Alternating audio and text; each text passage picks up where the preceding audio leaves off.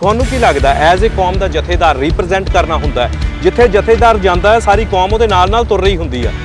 ਠੀਕ ਹੈ ਜੀ, ਮਤਲਬ ਕਿ ਜਿੰਨੀ ਵੀ 42 ਮਿਲੀਅਨ ਕੌਮ ਕਿਹਾ ਜਾਂਦਾ ਸਾਡੀ, ਉਹ ਜਥੇਦਾਰ ਦੇ ਨਾਲ ਤੁਰ ਰਹੀ ਹੁੰਦੀ ਹੈ। ਸੋ ਕਿਵੇਂ ਦੇਖਦੇ ਹੋ ਰਾਘਵ ਚੱਡਾ ਹੋਰਾਂ ਦੀ ਮੰਗਣੀ ਤੇ ਜਾਣਾ? ਉੱਥੇ ਇੱਕ ਵਿਵਾਦ ਹੋਰ ਵੀ ਬਣਦਾ ਹੈ ਕਿ ਉਹਨਾਂ ਨੂੰ ਉੱਪਰਲੀ ਥੋੜਾ ਜਿਹਾ ਉੱਚਾ ਬਿਠਾਇਆ ਗਿਆ ਸੀਗਾ ਦੋਨਾਂ ਨੂੰ, ਜਿਹੜੀ ਜੋੜੀ ਸੀਗੀ। ਸੋ ਇਹਦੇ ਬਾਰੇ ਆਪਾਂ ਗੱਲਬਾਤ 'ਚ ਕਰਦੇ ਹਾਂ। ਪਰ ਕੀ ਇੱਕ ਜਥੇਦਾਰ ਦਾ ਉਸ ਪਾਰਟੀ ਦੇ ਉਸ ਸਮਾਗਮਾਂ ਦੇ ਵਿੱਚ ਜਾਣਾ ਸਹੀ ਸੀ ਜਾਂ ਗਲਤ? ਅੱਗੇ ਵੀ ਬੇਨਤੀ ਕਰ ਹਟਿਆ ਵੀ ਆਪਾਂ ਯੂਥ ਦੇ ਨਾਲ, ਪੰਥ ਦੇ ਨਾਲ ਚੱਲੀਏ ਕਿ ਐਸੇ ਕੋਈ ਫੈਸਲੇ ਨਾ ਲਈਏ ਜਿਹਦੇ ਨਾਲ ਜਿੱਦਾਂ ਕਿਸਾਨੀ ਮੋਰਚੇ ਦੌਰਾਨ ਵੀ ਆਪਾਂ ਦੇਖਿਆ ਕਿ ਆਪਣੇ ਯੂਥ ਨੂੰ ਜਿਹੜੇ ਕਿਸਾਨੀ ਲੀਡਰ ਸੀ ਉਹ ਟਾਰਗੇਟ ਕਰ ਰਹੇ ਸੀ, ਸਰਕਾਰਾਂ ਵੀ ਟਾਰਗੇਟ ਕਰ ਰਹੇ ਸੀ। ਫਿਰ ਆਪਾਂ ਭੁਗਤ ਕਿੱਧਰ ਰਹੇ ਹਾਂ ਇਹ ਦੇਖੀਏ। ਸੋ ਜੇ ਸਰਕਾਰਾਂ ਜਿਹੜੀਆਂ ਚੀਜ਼ਾਂ ਕਹਿ ਰਹੀਆਂ ਆਪਾਂ ਵੀ ਉਹ ਕਹਿਣ ਲੱਗ ਜੇ, ਫਿਰ ਆਪਾਂ ਨੂੰ ਦੇਖਣ ਦੀ ਲੋੜ ਆ ਕਿ ਆਪਾਂ ਆਪਣਾ ਪੰਥ ਦੇ ਖਿਲਾਫ ਤਾਂ ਨਹੀਂ ਕਿਤੇ ਜਾ ਰਹੇ। ਜਿਹੜਾ ਸਾਡਾ ਸਟੇਟਸ ਆ ਉਹਨੂੰ ਆਪਾਂ ਇਦਾਂ ਵਰਤੀਏ ਕਿ ਆਪਣੇ ਪੰਥ ਲਈ ਕਿੰਨਾ ਫਾਇਦੇਮੰਦ ਹੋ ਸਕਦਾ। ਜਿਹੜੇ ਰਾਘਵ ਚੱਡਾ ਹਨਾ, ਇਹਨਾਂ ਦੀ ਕਮਾਂਡ ਥੱਲੇ ਲੀਡਰਸ਼ਿਪ ਚੱਲ ਰਹੀ ਆ, ਪੰਜਾਬ ਦੀ ਸਰਕਾਰ ਚੱਲ ਰਹੀ ਆ। ਸੋ ਅੱਜ ਜ਼ਕਰੀਆ ਖਾਨ ਜਿਹਨੂੰ ਕਿਹਾ ਜਥੇਦਾਰ ਸਾਹਿਬ ਨੇ, ਅਸੀਂ ਨਹੀਂ ਕਹਿੰਦੇ, ਉਹਨਾਂ ਦੇ ਬਿਆਨ ਨੇ। ਸੋ ਜ਼ਕਰੀਆ ਖਾਨ ਜਿਹਨੂੰ ਕਿਹਾ, ਉਹਨਾਂ ਦੇ ਹੀ ਜਸ਼ਨਾਂ ਦੇ ਵਿੱਚ ਸ਼ਾਮਲ ਹੋ ਰਹੇ ਹੋ। ਅੱਛਾ ਭਾਜੀ, ਹੁਣ ਚੱਲਦੇ ਹਾਂ ਪੰਜਾਬ ਵਾਲੇ ਪਾਸੇ ਨੂੰ। ਇੱਕ ਘਟਨਾ ਜਿਹੜੀ ਹੈ ਸੋਸ਼ਲ ਮੀਡੀਆ ਤੇ ਬਹੁਤ ਵਿਵਾਦ ਦਾ ਰੂਪ ਧਾਰਨ ਕਰ ਗਈ, ਜਦੋਂ ਜਥੇਦਾਰ ਸਾਹਿਬ ਆਮ ਆਦਮੀ ਪਾਰਟੀ ਦੇ ਕਰਤਾ ਧਰਤਾ ਕਹਿ ਲਈਏ ਜਾਂ ਕਹਿ ਲਈਏ ਕਿ ਮੁੱਖ ਚਿਹਰੇ ਰਾਘਵ ਚੱਡਾ ਹੋਰਾਂ ਦੀ ਮੰਗਣੀ ਦੇ ਉੱਤੇ ਜਾਂਦੇ ਨੇ। ਸੋ ਵਿਵਾਦ ਇਹ ਬਣਿਆ ਕਿ ਸਿੱਖ ਕਹਿੰਦੇ ਨੇ ਕਿ ਤੁਸੀਂ ਇੱਕ ਪਾਸੇ ਤਾਂ ਨੌਜਵਾਨ ਜਿਹੜੇ ਨੇ ਮਹੀਨਾ ਕੁ ਪਹਿਲਾਂ ਉਹਨਾਂ ਨੇ ਜੇਲ੍ਹਾਂ ਦੇ ਵਿੱਚ ਸੁੱਟੇ ਆ, ਅਸਾਮ ਦੀਆਂ ਜੇਲ੍ਹਾਂ 'ਚ, ਤੇ ਤੁਸੀਂ ਅੱਜ ਉਹਨਾਂ ਦੀ ਮੰਗਣੀ ਦੇ ਵਿੱਚ ਸ਼ਿਰਕਤ ਕਰ ਰਹੇ ਹੋ। ਕੀ ਜਾਣਾ ਜ਼ਰੂਰੀ ਸੀ? ਕੀ ਸਿੰਘਾਂ ਦੇ ਘਰ ਜਾਣਾ ਜ਼ਰੂਰੀ ਨਹੀਂ ਸੀਗਾ?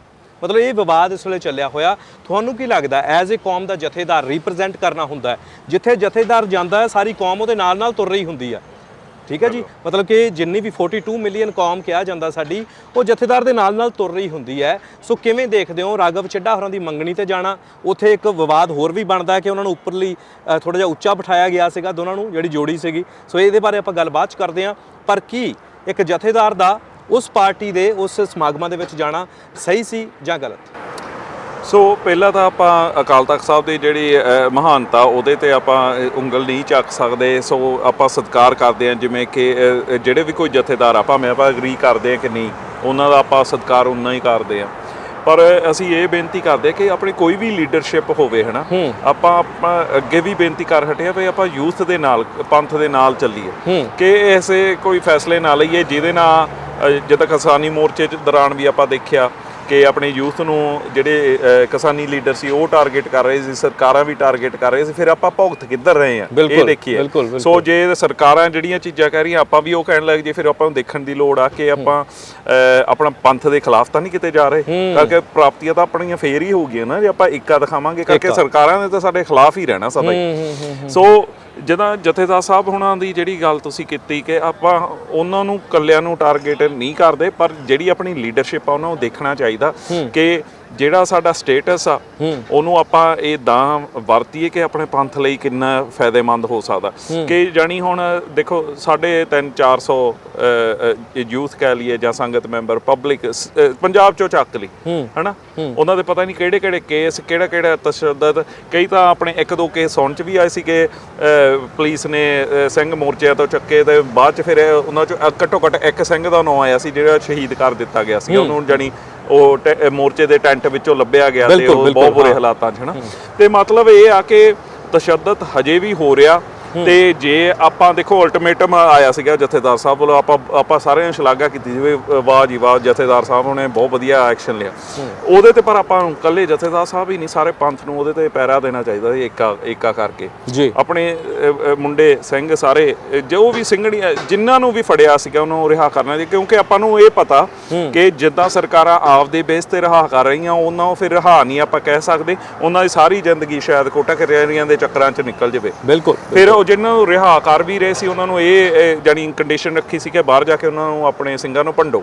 ਸੋ ਤੁਸੀਂ ਨੋਟ ਕੀਤਾ ਹੋਣਾ ਕਿ ਮਤਲਬ ਇਹ ਆ ਕਿ ਆਪਣੇ ਜਥੇਦਾਰ ਸਾਹਿਬ ਹੁਣਾਂ ਨੂੰ ਵੀ ਤੇ ਲੀਡਰਸ਼ਿਪ ਨੂੰ ਨਾਲ ਡਟ ਕੇ ਖੜਨਾ ਚਾਹੀਦਾ ਆਪਣੇ ਯੂਥ ਦੇ, ਉਹਨਾਂ ਨੂੰ ਰਿਹਾ ਕਰਾਉਣਾ ਚਾਹੀਦਾ। ਮੈਨੂੰ ਇਹ ਲੱਗਦਾ ਕਿ ਜਿਹੜੇ ਰਾਘਵ ਚੱਡਾ ਹਨਾ, ਇਹਨਾਂ ਦੀ ਕਮਾਂਡ ਥੱਲੇ ਲੀਡਰਸ਼ਿਪ ਚੱਲ ਰਹੀ ਆ, ਪੰਜਾਬ ਦੀ ਸਰਕਾਰ ਚੱਲ ਰਹੀ ਹਾਂਜੀ। ਆ। ਭਗਵੰਤ ਮਾਨ ਦਾ ਤਾਂ ਆਪਾਂ ਕਹਿ ਸਕਦੇ ਉਹਨਾਂ ਦਾ ਤਾਂ ਇੱਕ ਕਿਸਮ ਦਾ ਜਿੱਦਾਂ ਨਹੀਂ ਕਹਿੰਦੇ ਵੀ ਕਹਿਣਾ ਨਹੀਂ ਚਾਹੀਦਾ ਟਰਮ ਬੈਡ ਲੱਗਦੀ ਆ, ਪਰ ਪੱਗਾਂ 'ਚ ਸਿਰ ਫਸਾਉਣ ਵਾਲੀ ਟਰਮ ਨਹੀਂ ਆ ਗਈ ਹੁਣ, ਆਪਾਂ ਬਾਰ-ਬਾਰ ਸੁਣ ਰਹੇ ਆ। ਤੇ ਉਹ ਲੱਗਦਾ ਕਿ ਦੇਖਣ ਨੂੰ ਸਿੱਖ ਫੇਸ ਲੱਗਦਾ, ਇਹਨੂੰ ਮੂਹਰੇ ਕਰ ਦੋ। ਜਿਵੇਂ ਦੀਪ ਸਿੱਧੂ ਨੇ ਕਿਹਾ ਸੀਗਾ ਕਿ ਇਹ ਭਗਵੰਤ ਮਾਨ ਜਿੱਦਾਂ ਚੱਲ ਰਹੇ ਉਵੇਂ ਚੱਲ ਰਹੇ ਜਿਵੇਂ ਬਿਆਨਤਾ ਬੁੱਚੜ, ਜਿਹੜੇ ਉਹਨਾਂ ਨਕਸ਼ੇ ਕਦਮਾਂ ਤੇ ਦੇਖੋ ਕਿੰਨੀ ਉਹਨਾਂ ਦੀ ਫਾਰ ਰੀਚਿੰਗ ਸੋਚ ਸੀ। ਐਕਚੁਅਲੀ ਉਹ ਕੋਈ ਆਪਾਂ ਹਜੇ ਬਾਲਾ ਦੇਖਿਆ ਨਹੀਂ ਸੀ ਭਗਵੰਤ ਮਾਨ ਕੋਲ, ਉਦੋਂ ਪਾਵਰ ਨਹੀਂ ਸੀਗੀ, ਪਰ ਹਾਂ ਜਿਹੜੇ ਦੀਪ ਸਿੱਧੂ ਨੇ ਕਿਹਾ ਸੀਗਾ ਕਿ ਉਦਾਂ ਹੀ ਇਹ ਚੱਲੂਗੇ ਤੇ ਜਿਹੜੇ ਸੈਂਟਰ ਤੋਂ ਜਿਹੜੀ ਆਰਡਰ ਆਊਗੀ ਉਹ ਇਹ ਚਲਾਉਗੇ ਤੇ ਸਾਡਾ ਘਾਣ ਕਰੂਗੇ ਤੇ ਉਦੋਂ ਵਰਸ ਚੱਲੂਗੇ। ਤੇ ਮਤਲਬ ਉਹਨਾਂ ਨੇ ਇਹ ਵੀ ਕਿਹਾ ਸੀਗਾ ਕਿ ਰਾਵਣ ਦੇ 10 ਸਿਰ ਨੇ, ਵੀ ਜਿਹੜਾ ਮਰਜੀ ਆ ਜਾਵੇ ਉਹਨਾਂ ਨੇ ਸੈਂਟਰ ਸੇਮ ਹੀ ਰਹਿਣਾ ਪੰਜਾਬ ਵਾਸਤੇ। ਸੋ ਤੁਸੀਂ ਨੋਟ ਕੀਤਾ ਹੋਣਾ ਜਦੋਂ ਆਪਾਂ ਨੂੰ ਅਟੈਕ ਕਰਦੀਆਂ ਸਰਕਾਰਾਂ ਜਾਂ ਏਜੰਸੀਆਂ, ਇਹ ਸਾਰੇ ਇਕੱਠੇ ਹੋ ਜਾਂਦੇ ਆ। ਕੋਸਕੀ ਹੈਗੇ ਆ ਜਿਹੜੇ ਸੱਚੇ ਸੁੱਚੇ ਪੋਲੀਟੀਸ਼ੀਅਨ, ਜਿੱਦਾਂ ਆਪਾਂ ਸੁਖਪਾਲ ਖਹਿਰੇ ਦਾ ਨਾਮ ਮੂਹਰੇ ਉੱਭਰ ਕੇ ਆਉਂਦਾ, ਉਹਨੂੰ ਵੀ ਤੰਗ ਕਰਨ ਦੀ ਕੋਸ਼ਿਸ਼ ਕਰਦੇ ਆ, ਪਰਚੇ ਪਾਈ ਜਾਂਦੇ ਰਹਿੰਦੇ ਕੁਛ ਨਾ ਕੁਛ ਦਿਨ ਛੱਡ ਕੇ। ਤੇ ਮਾਨ ਸਾਹਿਬ ਤੇ ਆਪਾਂ ਬਹੁਤ ਉਮੀਦਾਂ ਲਾਈ ਬੈਠੇ ਆ, ਪਰ ਜੇ ਦੇਖਿਆ ਜਾਵੇ ਆ ਥੋੜੇ ਜਿਹੇ ਸਮੇਂ ਦੇ ਵਿੱਚ ਹੀ ਆਪਾਂ ਜੇ ਪਿੱਛੇ ਝਾਤ ਮਾਰੀ ਜਾਣੀ 80s 90s ਦੇ ਵਿੱਚ ਤਾਂ ਇਹਨਾਂ ਨੇ ਸਾਡਾ ਘਾਣ ਕੀਤਾ ਹੀ ਕੀਤਾ, ਪਰ ਹੁਣ ਵੀ ਜੇ ਆਪਾਂ ਮੌਜੂਦਾ ਸਮੇਂ ਦੀ ਵੱਲ ਝਾਤ ਮਾਰੀਏ, ਸਾਲ 1.5 ਸਾਲ 2 ਸਾਲ ਦੀਪ ਸਿੱਧੂ ਉਹ ਹਾਦਸਾ ਬਣਾਤਾ, ਸਾਨੂੰ ਲੱਗਦਾ ਸ਼ਹੀਦ ਕੀਤਾ ਗਿਆ। ਸੰਦੀਪ ਨੰਗਲੰਬੀਆਂ ਹਨਾ, ਉਹ ਤਾਂ ਸ਼ਰੇਆਮ ਮਾਰ ਦਿੱਤਾ ਗਿਆ। ਸ਼ਰੇਆਮ ਸਿੱਧੂ ਮੂਸੇਵਾਲਾ ਕਿੰਨੇ ਬੁਰੇ ਤਰੀਕੇ, ਉਹਨੂੰ ਵੀ ਆਪਾਂ ਕਹਿ ਸਕਦੇ ਕਿਸਮ ਦਾ ਸ਼ਹੀਦ ਹੀ ਕੀਤਾ। ਜਦ ਉਹ ਇਹ ਨਾ ਆਪਾਂ ਦੇਖੀਏ ਉਹ ਬੰਦਾ ਮੋਨਾ ਨਹੀਂ ਮੋਨਾ, ਉਹ ਗਵਰਨਮੈਂਟ ਇਹਨਾਂ ਚੀਜ਼ਾਂ ਤੋਂ ਹੁਣ ਉੱਪਰ ਵੱਧ ਗਈ ਆ। ਜੇ ਆਪਾਂ ਕਹੀਏ ਕਿ ਇਹ ਫਲਾਨੀ ਅਸੀਂ ਇਹਨਾਂ ਚੱਕਰਾਂ 'ਚ ਹੀ ਫਸੇ ਹੋਏ ਆ, ਗਵਰਨਮੈਂਟ ਕਲੀਅਰ ਆ, ਗਵਰਨਮੈਂਟ ਨੂੰ ਕਲੈਰਿਟੀ ਆ ਗਈ, ਸਾਨੂੰ ਪਤਾ ਨਹੀਂ ਕਦੋਂ ਕਲੈਰਿਟੀ ਆਉਣੀ ਆ ਜੀ। ਕਿ ਉਹਨਾਂ ਨੂੰ ਇਹ ਆ 80s 90s 'ਚ ਵੀ ਇਹੀ ਸੀਗਾ ਕਿ ਪਹਿਲਾਂ ਤਾਂ ਦੇਖੋ ਇਹਨਾਂ ਦੇ 5 ਕਕਾਰ ਪਾਏ ਆ, ਦਸਤਾਰ ਬੰਨੀ ਆ ਪਹਿਲਾਂ, ਉਹ ਜੇ ਉਹ ਫਿਰ ਕ੍ਰਾਈਟੇਰੀਆ ਛੋਟਾ ਹੋਈ ਜਾਂਦਾ, ਫਿਰ ਉਹ ਇਦਾਂ ਆ ਜਾਏ ਐਂਡ ਤੇ ਇਦਾਂ ਜਾਂਦਾ ਵੀ ਦਾੜੀ ਕੱਟਣ ਵਾਲੇ ਆ ਜਾਂਦੇ ਪੰਜਾਬੀ ਹੋਈ, ਫਿਰ ਪੱਗਾਂ ਲਾਉਣ ਵਾਲੇ ਆ ਜਾਂਦੇ ਆ, ਬਿਲਕੁਲ, ਫਿਰ ਪੰਜਾਬੀ ਹੋਈ, ਦੇਖੋ ਫਿਰ ਪੰਜਾਬੀ ਆ ਜਾਂਦੇ ਆ, ਫਿਰ ਇਕੱਲੇ ਕੜਿਆਂ ਵਾਲੇ ਆ ਜਾਂਦੇ ਆ। ਹਾਂਜੀ ਹਾਂਜੀ। ਸੋ ਉਹਨਾਂ ਸਰਕਾਰ ਕਲੀਅਰ ਵੀ ਪੰਜਾਬੀਆਂ ਨੂੰ ਤੇ ਸਿੱਖਾਂ ਨੂੰ ਵੀ ਮਾਰਨਾ ਜਿੱਦਾਂ ਮਰਜ਼ੀ ਕਰੀਏ, ਤੇ ਸਾਨੂੰ ਕਲੈਰਿਟੀ ਹੋਣੀ ਚਾਹੀਦੀ ਆ। ਅਸੀਂ ਡਟ ਕੇ ਇੱਕ ਦੂਜੇ, ਜਦੋਂ ਸਾਡੇ ਤੇ ਏਦਾਂ ਪੀੜ ਪੈਂਦੀ ਆ, ਸਾਨੂੰ ਇਕੱਠੇ ਹੋ ਕੇ ਖੜਨਾ ਚਾਹੀਦਾ। ਅਸੀਂ ਤੁਸੀਂ ਕਹਿੰਦੇ ਹੋ ਕਿ ਗਵਰਨਮੈਂਟ ਕਲੀਅਰ ਹੈ, ਠੀਕ ਹੈ, ਹੁਣ ਸਾਡੀ ਕੌਮ ਦੇ ਵਿੱਚ ਕਲੈਰਿਟੀ ਵੀ ਨਹੀਂ ਹੈਗੀ, ਤੇ ਕੌਮ 'ਚ ਕਲੈਰਿਟੀ ਆਵੇ ਕਿਵੇਂ? ਜਥੇਦਾਰ ਸਾਹਿਬ ਤਾਂ ਜਸ਼ਨਾਂ ਦੇ ਵਿੱਚ ਉੱਥੇ ਜਾ ਕੇ ਆਪਣਾ ਸ਼ਿਰਕਤ ਕਰਦੇ ਫਿਰਦੇ ਨੇ, ਤੇ 1 ਮਹੀਨਾ ਪਹਿਲਾਂ ਦੀ ਮੈਂ ਗੱਲ ਤੁਹਾਨੂੰ ਦੱਸਦਾ ਹਾਂ ਕਿ ਜਥੇਦਾਰ ਸਾਹਿਬ ਨੇ ਇੱਕ ਪ੍ਰੋਗਰਾਮ ਲਿਖਿਆ ਸੀ, ਤੁਹਾਨੂੰ ਵੀ ਯਾਦ ਹੋਣਾ, ਜਦੋਂ ਸਾਰੇ ਪੱਤਰਕਾਰ ਇਕੱਠੇ ਕੀਤੇ ਸੀ, ਉਦੋਂ ਕਿਹਾ ਸੀ ਕਿ ਸਰਕਾਰ ਦੇ ਚੂੰਡੀਆਂ ਵੱਢਿਆ ਕਰੋ, ਸਰਕਾਰ ਮੁਗਲਾਂ ਦੇ ਉਹ ਨਕਸ਼ੇ ਕਦਮ ਤੇ ਤੁਰ ਪਈ ਹੈ, ਜ਼ਕਰੀਆ ਖਾਨ ਦੇ ਨਕਸ਼ੇ ਕਦਮਾਂ ਤੇ ਤੁਰ ਪਈ ਹੈ। ਸੋ ਅੱਜ ਜ਼ਕਰੀਆ ਖਾਨ ਜਿਹਨੂੰ ਕਿਹਾ ਜਥੇਦਾਰ ਸਾਹਿਬ ਨੇ, ਅਸੀਂ ਨਹੀਂ ਕਹਿੰਦੇ, ਉਹਨਾਂ ਦੇ ਬਿਆਨ ਨੇ, ਸੋ ਜ਼ਕਰੀਆ ਖਾਨ ਜਿਹਨੂੰ ਕਿਹਾ, ਉਹਨਾਂ ਦੇ ਹੀ ਜਸ਼ਨਾਂ ਦੇ ਵਿੱਚ ਸ਼ਾਮਲ ਹੋ ਰਹੇ ਹੋ ਤੁਸੀਂ। ਸੋ ਪੁਰਾਤਨ ਸਮੇਂ 'ਚ ਜੇਕਰ ਸਾਡੇ ਗੁਰੂ ਸਾਹਿਬ ਇਦਾਂ ਕਰਦੇ ਤਾਂ ਫਿਰ ਉਹਨਾਂ ਦੇ ਬਾਰੇ ਅੱਜ ਇਤਿਹਾਸ ਲਿਖੇ ਜਾਂਦੇ ਗੁਰੂ ਸਾਹਿਬ ਦੇ, ਤੇ ਇਹਨਾਂ ਜਥੇਦਾਰਾਂ ਬਾਰੇ ਵੀ ਕਿਹੜਾ ਲਿਖਿਆ ਜਾਊਗਾ ਫਿਊਚਰ ਦੇ ਵਿੱਚ ਨਾ। ਨਾਲ ਹੀ ਮੈਂ ਤੁਹਾਨੂੰ ਇੱਕ ਹੋਰ ਗੱਲ ਦੱਸਦਾ ਕਿ ਇਹ ਸਾਰਾ ਘਟਨਾਕ੍ਰਮ ਹੋਣ ਤੋਂ ਪਹਿਲਾਂ ਦੀ ਗੱਲ ਹੈ, ਜਦੋਂ ਅੰਮ੍ਰਿਤਪਾਲ ਜਿਹੜਾ ਟਾਰਗੇਟ ਨਹੀਂ ਸੀ ਕੀਤਾ ਗਿਆ, ਉਦੋਂ ਅਮਿਤ ਸ਼ਾਹ ਨਾਲ ਮੀਟਿੰਗ ਹੁੰਦੀ ਹੈ ਜਥੇਦਾਰ ਸਾਹਿਬ ਦੀ, ਉਹ ਵੀ ਗੁਪਤ ਰੱਖੀ ਗਈ, ਕੀ ਗੱਲਾਂ ਹੋਈਆਂ ਕਿਸੇ ਨੂੰ ਕੋਈ ਪਤਾ ਨਹੀਂ। ਮਨਜਿੰਦਰ ਸਿਰਸਾ ਨਾਲ ਮੀਟਿੰਗ ਹੁੰਦੀ ਹੈ, ਕੋਈ ਪਤਾ ਨਹੀਂ ਕੀ ਕੀਤਾ ਗਿਆ। ਭਗਵੰਤ ਨਾਲ ਮੀਟਿੰਗ ਹੁੰਦੀ ਹੈ, ਉਹਦਾ ਵੀ ਕੋਈ ਪਤਾ ਨਹੀਂ।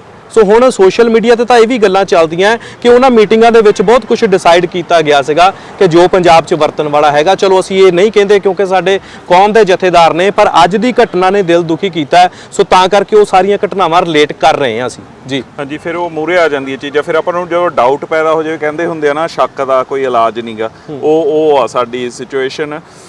ਮੈਨੂੰ ਲੱਗਦਾ ਇਹੋ ਜਿਹੇ ਇਵੈਂਟਾਂ ਤੇ ਸਾਨੂੰ ਜਾਣਾ ਜ਼ਰੂਰੀ ਨਹੀਂ ਸੀ, ਕਿਉਂਕਿ ਸਾਡਾ 400-500 ਯੂਥ ਕਹਿ ਲਓ ਜਾਂ ਸੰਗਤ ਮੈਂਬਰ ਜਾਂ ਪਬਲਿਕ ਹੀ ਪੰਜਾਬ ਦੀ ਕਹਿ ਲਓ ਚੱਕ ਕੇ ਅੰਦਰ ਕਰਤੀ। ਤੇ ਉਹ ਜੇ ਆਪਾਂ ਮੰਨਦੇ ਆ ਹਾਂ ਜੀ ਕਿ ਰਾਘਵ ਚੱਡਾ ਹੀ ਚਲਾ ਰਿਹਾ ਪੰਜਾਬ ਨੂੰ, ਸੋ ਉਹ ਜਾਣੀ ਇਹ ਹੋ ਸਕਦਾ ਸੀ ਵੀ ਨਹੀਂ ਅਸੀਂ ਬੋਇਕਾਟ ਕਰਦੇ ਹਾਂ, ਹੈ ਨਾ, ਵੀ ਅਸੀਂ ਇਵੈਂਟ 'ਤੇ ਨਹੀਂ ਆਉਣਾ ਕਿਉਂਕਿ ਤੁਸੀਂ ਆਹ ਜਿਹੜੀਆਂ ਚੀਜ਼ਾਂ ਗਣਾਈਆਂ ਸੀਗੀਆਂ, ਦੀਪ ਸਿੱਧੂ, ਸੰਦੀਪ ਨੰਗਲੰਬੀਆਂ, ਸਿੱਧੂ ਮੂਸੇਵਾਲਾ, ਹੁਣ ਭਾਈ ਅੰਮ੍ਰਿਤਪਾਲ ਸਿੰਘ ਤੇ ਖਾਲਸਾ ਵਹੀਰ, ਜਿਹੜਾ ਨਸ਼ਿਆਂ ਤੋਂ ਬੱਚਿਆਂ ਨੂੰ, ਯੂਥ ਨੂੰ ਛਡਾਇਆ ਜਾ ਰਿਹਾ ਸੀਗਾ, ਅੰਮ੍ਰਿਤ ਸੰਚਾਰ ਕਰਾਏ ਜਾ ਰਹੇ ਸੀ, ਕਿੱਡੀ ਵੱਡੀ ਪੱਧਰ ਤੇ ਸਾਰਾ ਚੱਲ ਰਿਹਾ ਸੀ। ਹੁਣ ਦੁਬਾਰਾ ਬਾਬਾ ਰਾਮ ਸਿੰਘ ਹੁਣਾਂ ਨੇ ਸੁਣ ਚ ਆਇਆ ਕਿ ਚਲਾਉਣ ਦੀ ਕੋਸ਼ਿਸ਼ ਕੀਤੀ, ਪਰ ਉਸ ਵੱਡੀ ਨੰਬਰ 'ਚ ਸੰਗਤਾਂ ਨਹੀਂ ਆਈਆਂ। ਇੱਕ ਡਰ ਹੈ ਨਾ ਭਾਜੀ, ਸਹਿਮ ਸਹਿਮ ਦਾ ਬਣ ਗਿਆ। ਮਾਹੌਲ। ਸੋ ਜਿਹੜੀ ਇਹ ਗੱਲ ਹੈ ਮੁਗਲਾਂ ਨਾਲੋਂ ਵੀ ਗਾਂਹ ਮੇਰੇ ਖਿਆਲ 'ਚ ਨਿਕਲ ਗਿਆ ਕੰਮ ਹੁਣ, ਜਿਹੜੀ ਆਹ ਮੁਗਲਾਂ ਦੀ ਆਪਾਂ ਐਨਾਲੋਜੀ ਕਰ ਰਹੇ ਸੀਗੇ, ਕਿਉਂਕਿ ਉਹਨਾਂ ਨੇ ਵੀ ਸ਼ਾਇਦ ਉਦੋਂ ਟੈਕਨੋਲੋਜੀ ਵੀ ਚਲੋ ਘੱਟ ਸੀ ਸਾਰਾ ਕੁਝ, ਪਰ ਸ਼ਾਇਦ ਉਹਨਾਂ ਨੇ ਵੀ ਇੰਨਾ ਵੀ ਦਬਾਅ ਨਹੀਂ ਪਾਇਆ ਹੋਣਾ ਉਸ ਟਾਈਮ ਤੇ ਜਿੰਨਾ ਹੁਣ ਪੈ ਰਿਹਾ। ਜੀ ਜੀ ਜੀ ਜੀ। ਸੋ ਜੋ ਜਾਨੀ ਫੇਰ ਸਾਡੇ ਵੱਲੋਂ ਫੇਰ ਬੇਨਤੀ ਹੈ ਕਿ ਲੀਡਰਸ਼ਿਪ ਨੂੰ ਇਹ ਦੇਖਣਾ ਚਾਹੀਦਾ ਕਿ ਇਹ ਸਾਨੂੰ ਇਹਦਾ ਲੇਖਾ ਜੋਖਾ ਦੇਣਾ ਪੈਣਾ। ਇਹ ਆਪਾਂ ਜਥੇਦਾਰ ਸਾਹਿਬ ਨੂੰ ਹੀ ਨਹੀਂ ਕਹਿ ਕਰਕੇ ਉਹਨਾਂ ਨੂੰ ਤਾਂ ਅਸੀਂ ਕਹਿ ਨਹੀਂ ਸਕਦੇ, ਜਨਰਲੀ ਲੀਡਰਸ਼ਿਪ ਨੂੰ ਇੱਥੇ ਵੀ ਇੰਡੀਆ ਵੀ ਹੋਰ ਕੰਟਰੀਆਂ 'ਚ ਵੀ ਲੀਡਰਸ਼ਿਪ ਨੂੰ ਯੂਥ ਨਾਲ ਖੜਨਾ ਚਾਹੀਦਾ, ਕਿਉਂਕਿ ਯੂਥ ਹੀ ਸਾਡੇ ਬੱਚੇ ਨੇ। ਜੇ ਯੂਥ ਨੂੰ ਹੀ ਅਸੀਂ ਦਬਾਵਾਂਗੇ ਗਾਂਹ ਕੀ ਆਸ ਰੱਖ ਸਕਦੇ ਹਾਂ।